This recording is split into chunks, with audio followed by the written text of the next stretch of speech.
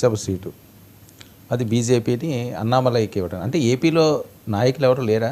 గతంలో చూస్తే ఆయనకి తెలంగాణలో ఈయనకి ఇచ్చారు, ఆర్ కృష్ణయ్యకి, అలాగే మిగతా ప్రాంతాల్లోనూ కూడా. సార్ రాష్ట్రాన్ని బీజేపీకి ఇస్తే ఏం లేదు, కానీ రాజ్యసభ స్థానం గురించి ఎందుకు సార్ మీరు అంత విచారిస్తారు?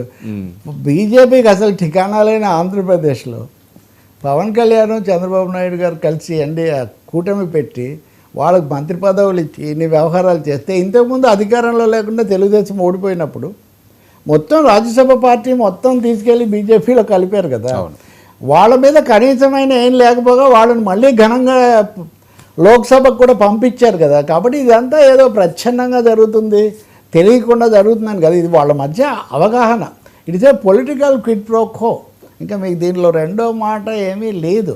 ఆ సీఎం రమేష్ గారే కదా అప్పుడు తీసిపోవడానికి ఆధ్వర్యం వహించిన సీఎం రమేష్ గారే ఇప్పుడు అనకాపల్లి ఎంపీగా చక్రం తిప్పుతుంటే ఎప్పటి నుంచో అక్కడ పాపం పెద్దలుగా ఉన్న బండారు సత్యనారాయణ, గంటా శ్రీనివాసరావు, లేకపోతే జనసేనలో చేరిన పంచకర్ల రమేష్, ఇలాంటి వాళ్ళు గోల పెడుతున్నారు. ఎక్కడ మేము ఫైట్ చేసిన వాళ్ళము అప్పుడు ఉన్న వాళ్ళం, బీజేపీ వాళ్ళు అప్పుడు కూడా బాగానే ఉన్నారు కదా. కాబట్టి ఇక్కడ సమస్య ఏమంటే BJP is out to grab political opportunities in Andhra Pradesh. రాజకీయ పదవులు, స్థానాలు, నిర్ణయాలు ఈ విషయంలో నిజానికి చంద్రబాబు నాయుడు కంటే వాళ్ళు directly they are dealing with Lokesh Chandrababu garu Rajahmundry జైల్లో ఉన్నప్పుడు ఆయన స్వయంగా పెద్దమ్మని తీసుకొని పోయి బీజేపీతో పూర్తిగా ఆయన టైఅప్ చేసుకున్నారు. బహుశా రాబోయే రోజుల్లో నాయకుడు కూడా, కాబట్టి ఇందాక మనం మాట్లాడాం కదా, కాబట్టి అది కూడా కావచ్చు. విజయసాయి రెడ్డి రాజీనామా చేసిందే బీజేపీకి మెయిల్ చేయడానికి. ఆయన బీజేపీలోకి పోతాడని కొంతమంది తక్కువగా ఆలోచించారు, కానీ అంటే పరిమితంగా ఆలోచించారు. కానీ బీజేపీ వాళ్ళు తనతో మంచిగా ఉండడానికి ఏదో ఒకటి కావాలి కదా. ఒక ఎంపీ సీటు, ఇది బహుశా 2.5 ఏళ్ళు దాని కాల పరిమితి, ఇది పూర్తి కాలంది కూడా కాదు. మీరు అన్నట్టుగా తెలుగుదేశంలో ఎవరు లేరా? ఎంతోమంది ఉన్నారు, వాళ్ళకి ఎన్నో కళలు కూడా ఉన్నాయి. మనకు ఫోన్లో మన చర్చలకు వచ్చి కూడా నేను ఈసారి రాజ్యసభకు నా పేరు ఉంది, ఫస్ట్ నా పేరే ఉంది అని చెప్పిన వాళ్ళు చాలామంది ఉన్నారు. కానీ అది ఎవరికి కావట్లేదు. ఇప్పుడు కూడా అన్నామలై అనే పేరు చాలా స్పష్టంగా వినిపిస్తుంటే, కాదు మందా కృష్ణ మాదిగా కూడా ఇచ్చే అవకాశం ఉంది అని ఒకటి కొత్తది సడన్గా.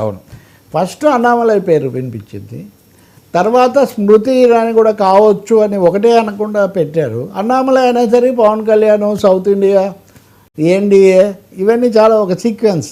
లోకేష్ కూడా అన్నామలై తరఫున ప్రచారం చేశాడు, మీరు గుర్తు చేసుకోండి.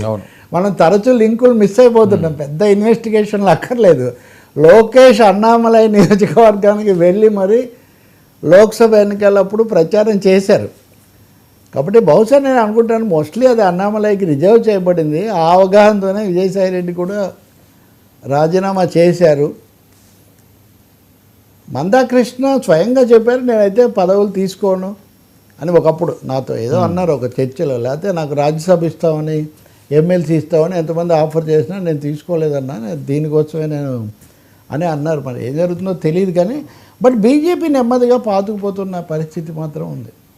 మొన్న బీజేపీలో చేరిన ఒక మాజీ సివిల్ సర్వెంట్ మన స్టూడియో కూడా వస్తుంటాడు, ఆయన మాట్లాడుతూ చంద్రబాబు నాయుడు గారు 2 రోజులు ఆంధ్రప్రదేశ్ ఏంటి, కేంద్రానికి ఎందుకు పోరు అది ఇది అంటాడు. ఎందుకు సార్ అలా మాట్లాడతారు ముఖ్యమంత్రిని అది ఇది అంటే, మరి చంద్రబాబు గారు ఇక్కడి నుంచి కదిలితే కదా సార్ మా పార్టీ పెరిగేది అంటున్నాడు ఆయన చాలా పరోక్షంగా. కాబట్టి అన్నామలైకి ఇచ్చే అవకాశం చాలా ఎక్కువగా ఉంది. రాబోయే రోజుల్లో కూడా ఇక్కడ జనసేనకు కూడా రావట్లేదు, అది కూడా గమనించాలి. ఇప్పుడు రాజ్యసభలో వాళ్ళకి ప్రాతినిధ్యం లేదు, బీజేపీకి అనేక రూపాల్లో ఉంది, తెలుగుదేశానికి ఉంది. మరి అటువంటిప్పుడు ఎవరికి ఇవ్వాలి? న్యాచురల్గా కనీసం అసలు పవన్ కళ్యాణ్కి రాజ్యసభ ఇచ్చే మంత్రివర్గంలో తీసుకుని అది కూడా ఉంది. ఆ కథలు నాగబాబు గారు అది కూడా జరిగింది, ఆ స్క్రిప్టులు కూడా నడిచాయి. నాగబాబును మొదటి శాసన మండలి అనుకున్నారు, కాదు విజయసాయి వల్ల. ఇవన్నీ కథలు, ఊహలు, వీటికేమి నీకు రచయితగా మంచి భవిష్యత్తు ఉందంటాడు కదా, అట్లా నువ్వు ఉంటుంది. ఆయనకు ఆలోచన ఉంటుందని పవన్ కళ్యాణ్ గారు ఈ టైంలో సెంటర్లోకి వెళ్ళడం నేను అనుకోనండి. అదే వ్యక్తిగతంగా నేను అనుకోను, ఊరికి అభిమానులు ఉండాల్సిన అవసరం ఉందా జనసేనకి ఆ రకంగా వెళ్తే ఫ్యూచర్? ఆయన ఇంకా చాలా రోజులు రాష్ట్రంలో ఉండి తన పార్టీని పటిష్టం చేసుకోకుండా, చంద్రబాబే 40 ఏళ్ల నుంచి ఢిల్లీకి వెళ్ళలేదు. నేను మీకు చాలాసార్లు చెప్పినట్టుగా నితీష్ కుమార్జీ వెళ్ళారు, చాలామంది వెళ్ళారు, నవీన్ పట్నాయక్ వెళ్ళారు, సరే ఆంధ్రప్రదేశ్లో జలగం వెంగళరావు, విజయభాస్కర్ రెడ్డి మాజీ ముఖ్యమంత్రులు లేదా ఆ స్థాయి వాళ్ళందరూ, జైపాల్ అందరూ, చంద్రబాబు ఎందుకు వెళ్ళలేదు? తన పార్టీ దెబ్బతింటుంది ఇక్కడికి వెళ్తే అనే కాదు, నేను ఆంధ్రప్రదేశ్ కోసం అంటారు. ఓకే, అగ్రీడ్, మీరు ఆంధ్రప్రదేశ్ ముఖ్యమంత్రిగా చాలా చంద్రబాబు బాటలో పవన్ కళ్యాణ్ అంతే కదా. రాజకీయంగా డెఫినెట్గా తన పార్టీ ముందు తర్వాత చర్యలు ఏం తీసుకున్నారు సార్? అవును, మొన్న విజయోత్సవ సభ, అదే జయకేతనం సభ తప్ప నిర్మాణాత్మకంగా ఇంకా అడుగులు వేయాల్సి ఉంది. ఈ లోపల ఆయన ఆరోగ్య సమస్యలు, సినిమాలు పూర్తి కావటం, అలా తిరుపతి లాంటి సమస్యలు, ఇప్పుడు ఇంత లోపల మళ్ళీ తమిళనాడు ఎన్నికలు, వీటి కోసం పోతారు. కాబట్టి పవన్ కళ్యాణ్ ఆంధ్రప్రదేశ్ అంత సులభంగా వదిలిపెట్టరు. కొన్ని బాధ్యతలు తగ్గించుకొని సినిమాలు చేస్తానని ప్రకటించాడు కాబట్టి, అధికారికంగానే ప్రకటించారు కదా, దాని మీద ఏమి రాజ్యాంగంలో నిషేధం లేదు.